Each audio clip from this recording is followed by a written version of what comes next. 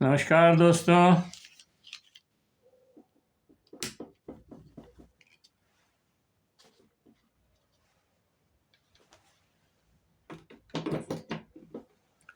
नमस्कार दोस्तों, मैं हिम्मत सेठ एक बार फिर आपसे गुफ्तगू करने आ गया हूँ। दोस्तों, आज से संसद का सत्र चालू हुआ और संसद के सत्र में आर्थिक सर्वेक्षण रखा गया। हर बजट के पहले साल भर का आर्थिक सर्वेक्षण रखा जाता है। उसमें ये दिखाया जाता है कि हमारी अर्थव्यवस्था किस तरह से चल रही है, और ये हमारे जो आर्थिक सलाहकार होते हैं, मुख्य आर्थिक सलाहकार, वो इसको पेश करते हैं। और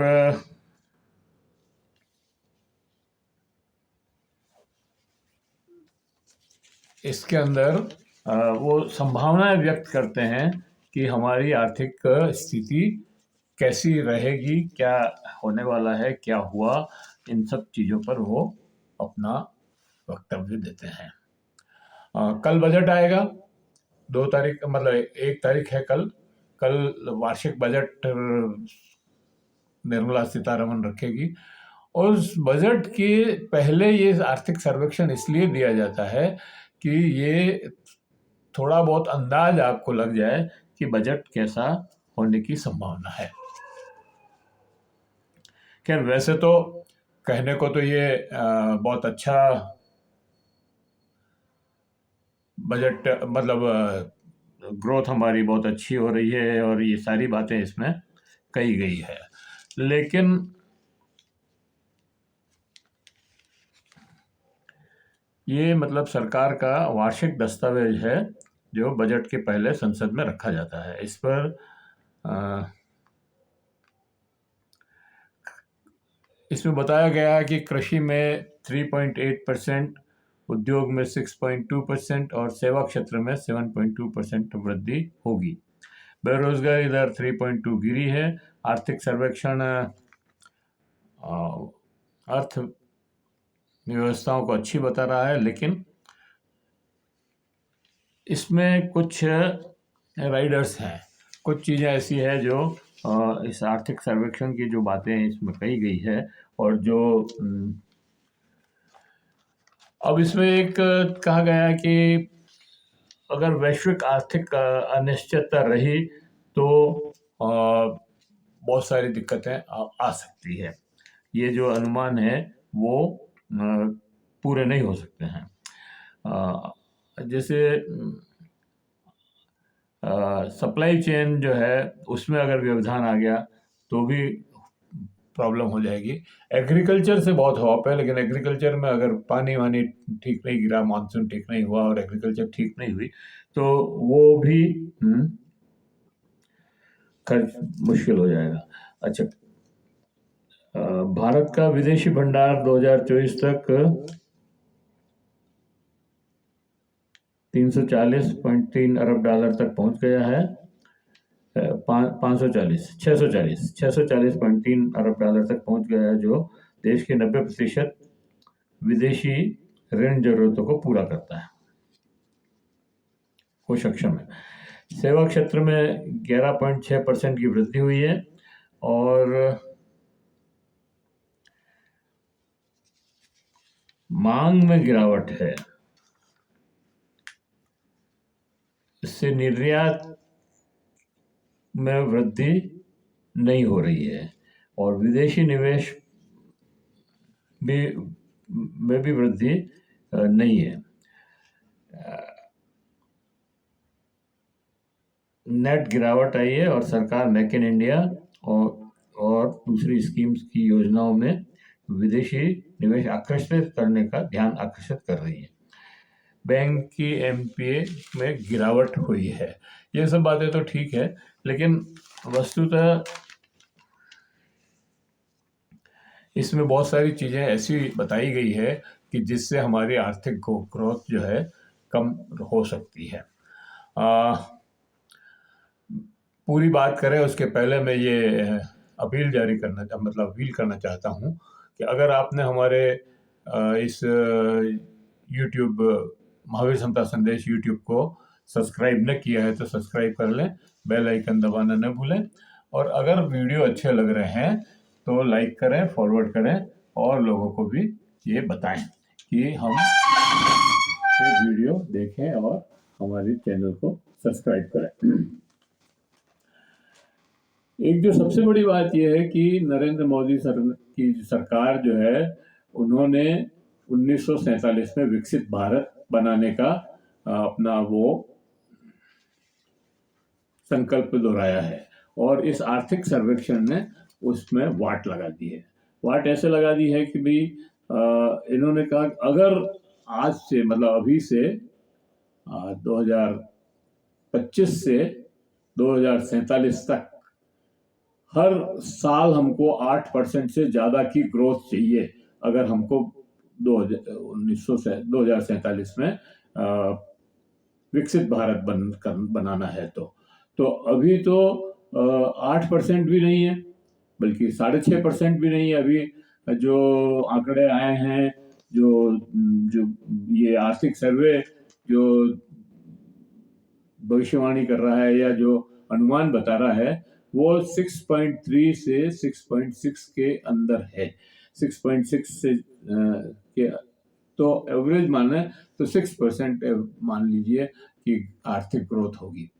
अगर 6% आर्थिक ग्रोथ है और 8% चाहिए तो, और हर साल चाहिए लगातार, तो अगर वो तो ये एक बड़ा हर्डल पैदा कर दिया है कि इसका मतलब ये हुआ कि नरेंद्र मोदी जो कह रहे हैं और बार बार कह रहे हैं, और उनकी सरकार पूरी ये कह रही है कि हम 2047 में विकसित भारत हो जाएंगे, वो एक झूठा और दिखाऊ सपना है।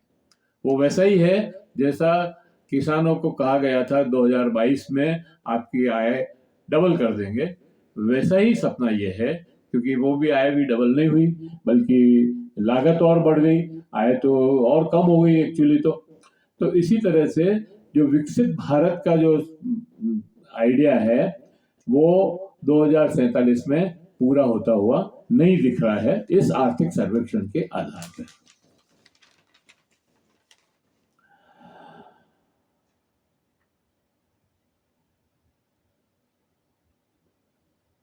अच्छा, फिर ये कहता है कि अगर आर्थिक अंतर्राष्ट्रीय स्थिति ठीक हुई होना जरूरी है, और आर्थिक अंतर्राष्ट्रीय स्थिति होना जरूरी है, ठीक होना, तो वो तो हमारे हाथ में है नहीं। वो तो ट्रंप सरकार है और पुतिन है और यूक्रेन है और गाजा है और ताइवान है और पता नहीं क्या क्या है, चीन है। तो इन सब लोगों के हाथ में है कि ये युद्ध रोक दें ये हमारे लिए, तो वो तो होगा नहीं। तो ये आर्थिक सर्वे में ये भी कहा जा रहा है कि आर्थिक स्थिति ठीक हो, तो आर्थिक स्थिति तो ठीक हमारे अनुकूल होने वाली नहीं है, ये तो साफ लग रहा है।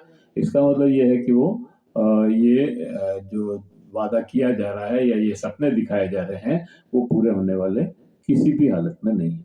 प्राकृतिक स्थिति ठीक हो, प्राकृतिक स्थिति का ठीक का मतलब यही है कि भूकंप ना आए, बाढ़ ना आए, तूफान ना आए, और अच्छी बारिश हो और मानसून अच्छा हो और खेती अच्छी हो, तो ही हम खेती में थोड़ी प्रोग्रेस कर सकते हैं और हम विकसित भारत बना सकते हैं। फूड इन्फ्लेशन बढ़ रहा है और वो हमें परेशान करेगी, प्राकृतिक स्थिति भी हमें परेशान करेगी। वैश्विक चिंतन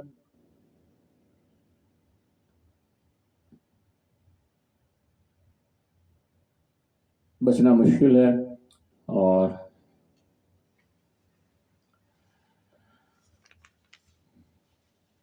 एक कारण ये भी है कि हमारे यहाँ जो उत्पादन है वो नहीं हो पा रहा है।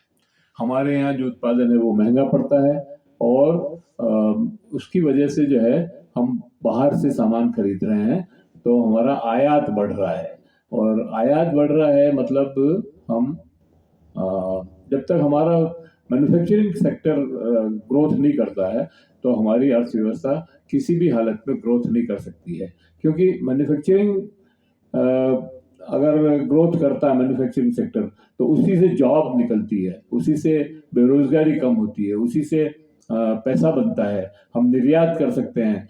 जब तक हमारा मैन्युफैक्चरिंग नहीं है तो हम निर्यात भी क्या करेंगे, और निर्यात नहीं करेंगे और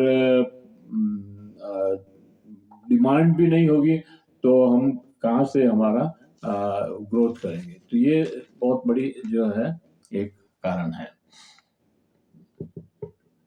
और हमारा जो मेक इन इंडिया जो प्रोग्राम बहुत ही महत्वाकांक्षी प्रोग्राम था नरेंद्र मोदी साहब का, वो फेल हो गया। और ये आत्मनिर्भर भारत एक बहुत अच्छा स्लोगन इन्होंने दिया था ये कोविड के समय में, आत्मनिर्भर भारत बनाना है हमको। तो आत्मनिर्भर भारत तो क्या, हम तो डिपेंडेंट भारत बन रहे हैं, आत्मनिर्भरता हमारी खत्म हो गई है। अच्छा साहब, ये हो गया मैन्युफैक्चरिंग खर्ची। और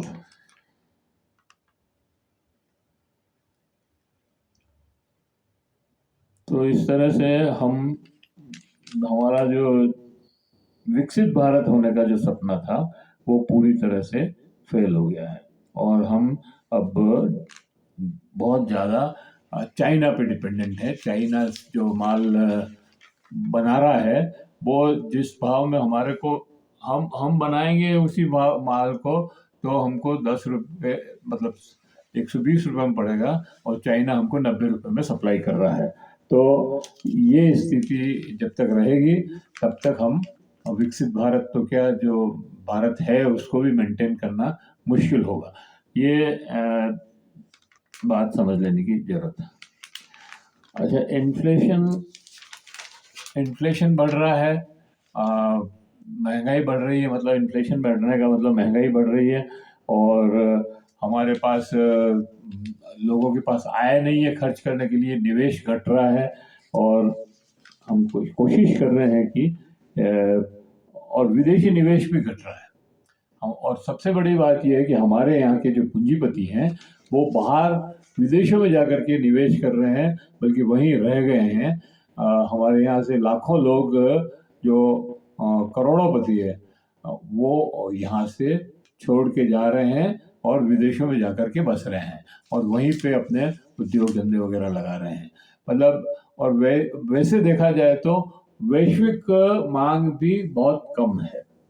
वैश्विक मांग नहीं होने से हमारे जो माल मैन्युफैक्चरिंग अगर है भी तो वो बढ़ नहीं रही है, क्योंकि हमारे पास जो मशीनें लगी हुई है 100 वही 70% पे, 60% पे, 50% पे काम कर रही है। तो और ज़्यादा इन्वेस्टमेंट करके और नई मशीनें लगा करके हम क्या करें, ये हमारे व्यापारियों की, हमारे उद्योगपतियों की मुश्किल है। और हमने तो वैसे भी सारा काम एक दो जनों से ही करवाना है। अगर तेल क्रूड ऑयल से पैसा कमाना है तो अंबानी साहब हैं, और ज़मीन और बाकी चीज़ें हैं, रेलवे और जहाज और पानी के जहाज और ये सब अडानी साहब हैं। तो बाकी लोगों के लिए तो कुछ बचा ही नहीं है।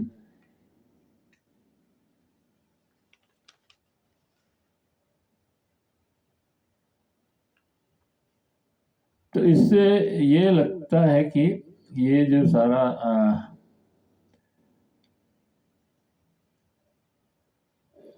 विदेशी निवेश में वृद्धि नहीं हो रही है, और सरकार मेक इन इंडिया भी फेल हो गया है सरकार का। और तो इससे ये लगता है कि हमारा जो बजट है वो कोई विशेष राहत हमको नहीं देने वाला है। बल्कि एक और प्रॉब्लम ये है कि जीएसटी की जो 4 स्लैब हैं अभी, 5%, 12%, 18% और 28%, वो अब एक स्लैब इसमें और जोड़ने वाले हैं और वो 35% कर देंगे। और 35% में ऐसा सोच रहे हैं या सुनने में आया है या देखा जा रहा है कि उसमें ये जितने भी जंक फूड है वो और कोको कोला और ये सारी चीज़ें उसमें 35% में जाएगी। तो हमको अब 35% टैक्स देना पड़ेगा। तो हमारे पास जो कुछ बचा हुआ है वो भी सरकार छीनने की योजना बना रही है। तो देखते हैं, कल बजट आएगा, उसमें फिर बजट के पर कल फिर बात करेंगे, बजट पे त्वरित टिप्पणी करेंगे और हम भी कोशिश करेंगे कि उसके ऊपर एक वीडियो बनाए, एक प्रोग्राम करें। जय हिंद, जय भारत। फिर मिलते हैं कल अगले किसी वीडियो के साथ।